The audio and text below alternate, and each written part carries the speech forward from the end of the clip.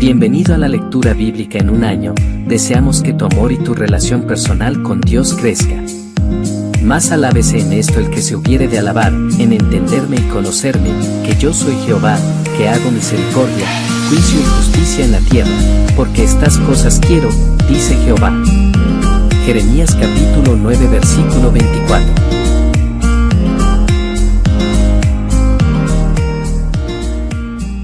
El libro de Levítico, capítulo 5.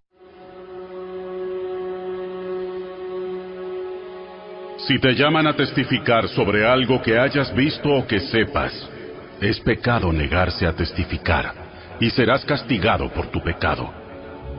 O supongamos que, sin saberlo, tocas algo que queda ceremonialmente impuro, como el cadáver de un animal impuro. Cuando te des cuenta de lo que has hecho, debes admitir tu contaminación y tu culpabilidad. Esto rige por igual, ya sea un animal salvaje, un animal doméstico o un animal que corre por el suelo. O supongamos que sin saberlo, tocas algo que te hace impuro. Cuando te des cuenta de lo que has hecho, debes admitir tu culpabilidad. O supongamos que haces un voto imprudente de cualquier clase, ya sea su propósito bueno o malo. Cuando te des cuenta de la necedad del voto, debes admitir tu culpabilidad. Cuando te des cuenta de tu culpabilidad en cualquiera de estos casos, deberás confesar tu pecado. Entonces deberás llevarle al Señor como castigo por tu pecado una hembra del rebaño, ya sea una oveja o una cabra. Esta es una ofrenda por el pecado, con la cual el sacerdote te purificará de tu pecado y te hará justo ante el Señor. Sin embargo, si no te alcanza para comprar una oveja, puedes llevarle al Señor 2 tórtolas o 2 pichones de paloma como castigo por tu pecado. Una de las aves será la ofrenda por el pecado, y la otra será la ofrenda quemada. Las llevarás al sacerdote, quien presentará la primera ave como ofrenda por el pecado. Le arrancará el pescuezo, pero sin separar la cabeza del cuerpo. Después rociará un poco de la sangre de la ofrenda por el pecado en cada lado del altar, y escurrirá el resto de la sangre al pie del altar. Es una ofrenda por el pecado.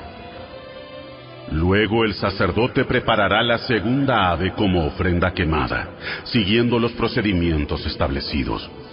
Mediante este proceso, el sacerdote te purificará de tu pecado, te hará justo ante el Señor, y serás perdonado. Si no te alcanza para comprar las 2 tórtolas o los 2 pichones, podrás llevar 2 litros de harina selecta como ofrenda por tu pecado. Puesto que es una ofrenda por el pecado, no la humedecerás con aceite de oliva ni le pondrás incienso. Lleva la harina al sacerdote, quien tomará un puñado como porción representativa. Él la quemará sobre el altar, encima de las ofrendas especiales presentadas al Señor. Es una ofrenda por el pecado. Mediante este proceso, el sacerdote purificará a los que sean culpables de cualquiera de estos pecados, los hará justos ante el Señor, y serán perdonados. El resto de la harina selecta le pertenecerá al sacerdote, tal como la ofrenda de grano. El Señor le dijo a Moisés: Si uno de ustedes peca involuntariamente al contaminar la propiedad sagrada del Señor, debe llevar al Señor una ofrenda por la culpa. La ofrenda puede ser un carnero sin defecto, de su propio rebaño, o puede comprar uno del mismo valor con plata calculada según el peso del siclo del santuario. La persona tiene que hacer restitución por la propiedad sagrada que dañó, pagando por la pérdida, más un 20% adicional. Cuando le entregue el pago al sacerdote, él lo purificará con el carnero sacrificado como ofrenda por la culpa. Lo hará justo ante el Señor, y será perdonado. Supongamos que alguien peca al desobedecer uno de los mandatos del Señor. aunque no esté consciente de lo que hizo, es culpable y será castigado por su pecado. Como ofrenda por la culpa, debe llevar al sacerdote un carnero sin defecto de su propio rebaño, o puede comprar uno del mismo valor. Mediante este proceso, el sacerdote le purificará ese pecado cometido involuntariamente, lo hará justo ante el Señor y será perdonado. Esta es una ofrenda por la culpa, pues es culpable de una ofensa contra el Señor.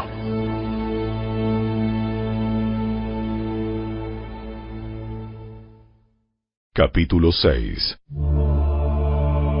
Entonces el Señor le dijo a Moisés: Supongamos que uno de ustedes peca contra su socio y es infiel al Señor.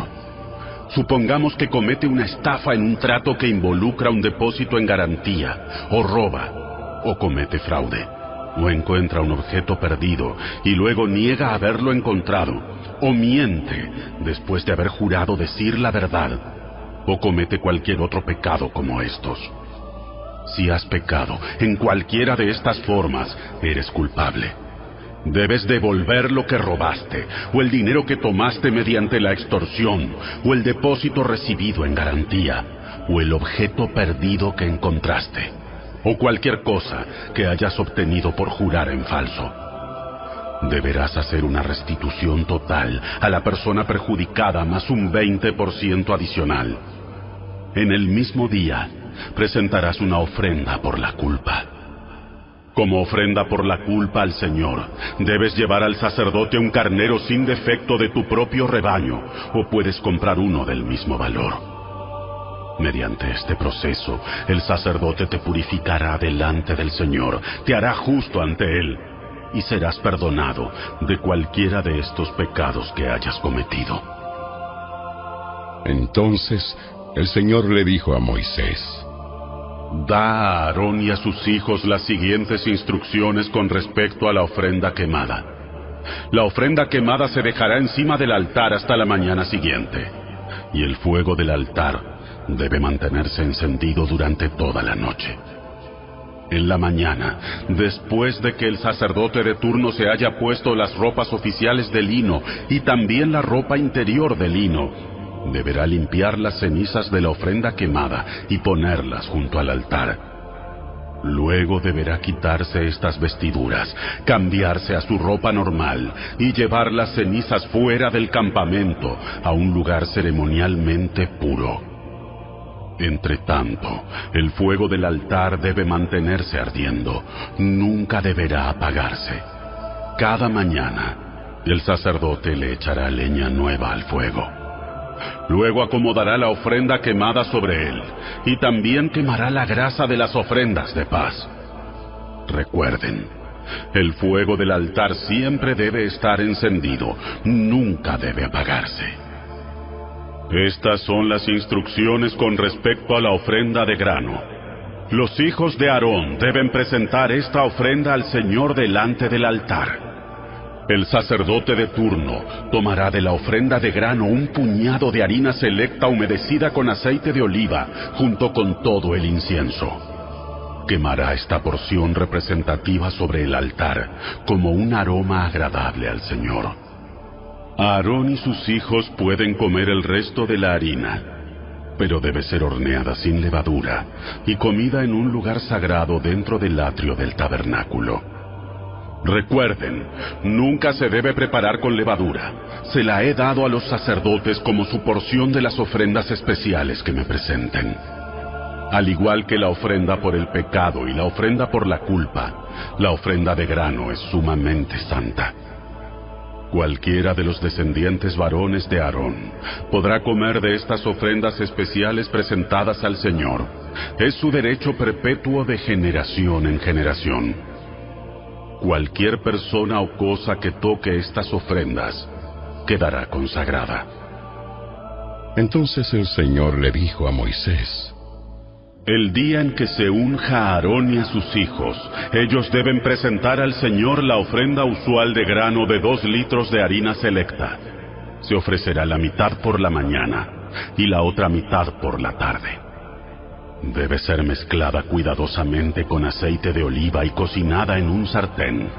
Luego, esta ofrenda de grano la cortarán en rebanadas y la presentarán como un aroma agradable al Señor. En cada generación, el sumo sacerdote que tome el lugar de Aarón deberá preparar esta misma ofrenda. Le pertenece al Señor y debe ser quemada totalmente. Esta es una ley perpetua. Tales ofrendas de grano hechas por un sacerdote deberán ser quemadas por completo.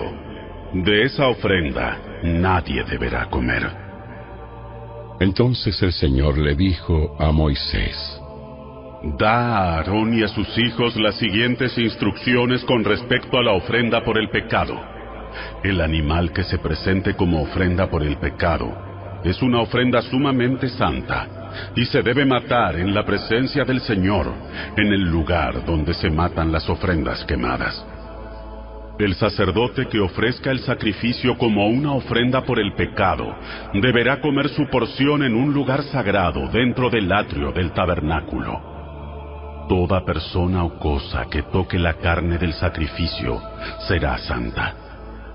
Si la sangre del sacrificio llegara a salpicar la ropa de la persona, la ropa manchada deberá lavarse en un lugar sagrado. Si se usa una olla de barro para hervir la carne del sacrificio, luego habrá que romperla. Si se usa una olla de bronce, esta deberá ser restregada y bien enjuagada. Cualquier varón de la familia del sacerdote podrá comer de esta ofrenda. Es sumamente santa. Sin embargo, la ofrenda por el pecado no se deberá comer si su sangre fue llevada al tabernáculo como ofrenda para purificación en el lugar santo. Deberá ser quemada por completo en el fuego.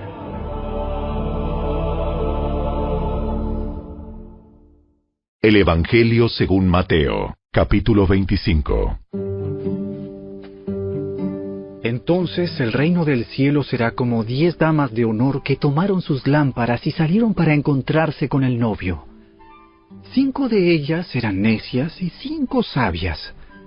Las 5 que eran necias no llevaron suficiente aceite de oliva para sus lámparas, pero las otras 5 fueron tan sabias que llevaron aceite extra. Como el novio se demoró, a todas les dio sueño y se durmieron. A la medianoche, se despertaron ante el grito de «¡Miren! ¡Ya viene el novio!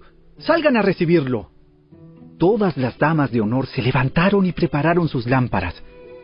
Entonces las 5 necias les pidieron a las otras «Por favor, dennos un poco de aceite porque nuestras lámparas se están apagando». Sin embargo, las sabias contestaron «No tenemos suficiente para todas. Vayan a una tienda y compren un poco para ustedes». Pero durante el lapso en que se fueron a comprar aceite, llegó el novio. Entonces las que estaban listas entraron con él a la fiesta de bodas y se cerró la puerta con llave. Más tarde, cuando regresaron las otras 5 damas de honor, se quedaron afuera y llamaron «¡Señor! ¡Señor! ¡Ábrenos la puerta!». Él les respondió «Créanme, no las conozco. Así que ustedes también deben estar alerta, porque no saben el día ni la hora de mi regreso». También el reino del cielo puede ilustrarse mediante la historia de un hombre que tenía que emprender un largo viaje. Reunió a sus siervos y les confió su dinero mientras estuviera ausente. Lo dividió en proporción a las capacidades de cada uno. Al primero le dio 5 bolsas de plata, al segundo 2 bolsas de plata, al último 1 bolsa de plata. Luego se fue de viaje. El siervo que recibió las 5 bolsas de plata comenzó a invertir el dinero y ganó 5 más. El que tenía las 2 bolsas de plata también salió a trabajar y ganó 2 más. Pero el siervo que recibió 1 sola bolsa de plata cavó un hoyo en la tierra y allí escondió el dinero de su amo. Después de mucho tiempo, el amo regresó de su viaje y los llamó para que rindieran cuentas de cómo habían usado su dinero. El siervo al cual le había confiado las 5 bolsas de plata se presentó con 5 más y dijo: «Amo, usted me dio 5 bolsas de plata para invertir y he ganado 5 más». El amo lo llenó de elogios. Bien hecho, mi buen siervo fiel. Has sido fiel en administrar esta pequeña cantidad, así que ahora te daré muchas más responsabilidades. Ven a celebrar conmigo. Se presentó el siervo que había recibido las 2 bolsas de plata y dijo: Amo, usted me dio 2 bolsas de plata para invertir y he ganado 2 más. El amo dijo: Bien hecho, mi buen siervo fiel. Has sido fiel en administrar esta pequeña cantidad, así que ahora te daré muchas más responsabilidades. Ven a celebrar conmigo. Por último se presentó el siervo que tenía 1 sola bolsa de plata y dijo: Amo, yo sabía que usted era un hombre severo, que cosecha lo que no sembró y recoge las cosechas que no cultivó. Tenía miedo de perder su dinero, así que lo escondí en la tierra. Mire, aquí está su dinero de vuelta. Pero el amo le respondió: Siervo perverso y perezoso. Si sabías que cosechaba lo que no sembré y recogía lo que no cultivé, ¿por qué no depositaste mi dinero en el banco? Al menos hubiera podido obtener algún interés de él. Entonces ordenó: Quítenle el dinero a este siervo y dénselo al que tiene las 10 bolsas de plata. A los que usan bien lo que se les dará aún más y tendrán en abundancia. Pero a los que no hacen nada, se les quitará aún lo poco que tienen. Ahora bien, arrojen a este siervo inútil a la oscuridad de afuera, donde habrá llanto y rechinar de dientes. Cuando el Hijo del Hombre venga en su gloria, acompañado por todos los ángeles, entonces se sentará sobre su trono glorioso. Todas las naciones se reunirán en su presencia, y él separará a la gente como un pastor separa a las ovejas de las cabras. Pondrá las ovejas a su derecha y las cabras a su izquierda. Entonces el rey dirá a los que estén a su derecha: Vengan, ustedes que son benditos de mi Padre, hereden el reino preparado para ustedes desde la creación del mundo. Pues tuve hambre y me alimentaron, tuve sed y me dieron de beber. Fui extranjero y me invitaron a su hogar. Estuve desnudo y me dieron ropa. Estuve enfermo y me cuidaron. Estuve en prisión y me visitaron. Entonces esas personas justas responderán: Señor, ¿en qué momento te vimos con hambre y te alimentamos? ¿O con sed y te dimos algo de beber?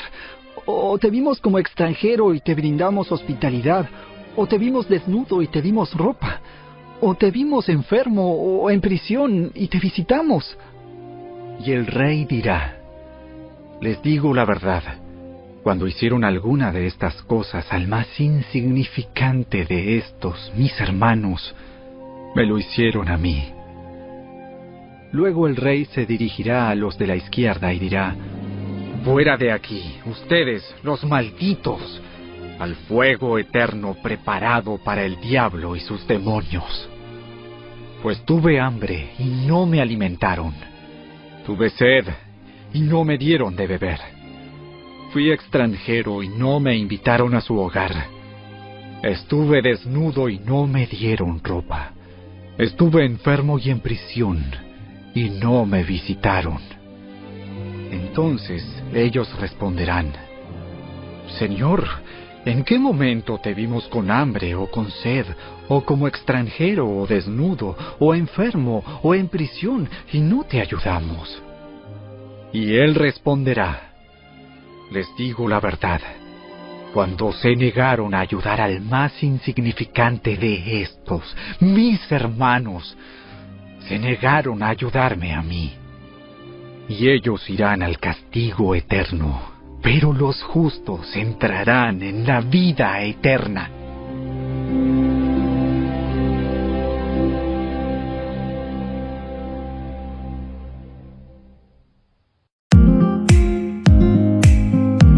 Te esperamos el día de mañana. Recuerda, toda la escritura es inspirada por Dios y útil para enseñar, para redarguir, para corregir, para instruir en justicia, a fin de que el hombre de Dios sea perfecto, enteramente preparado para toda buena obra. Segunda carta de Timoteo capítulo 3 versos 16 y 17.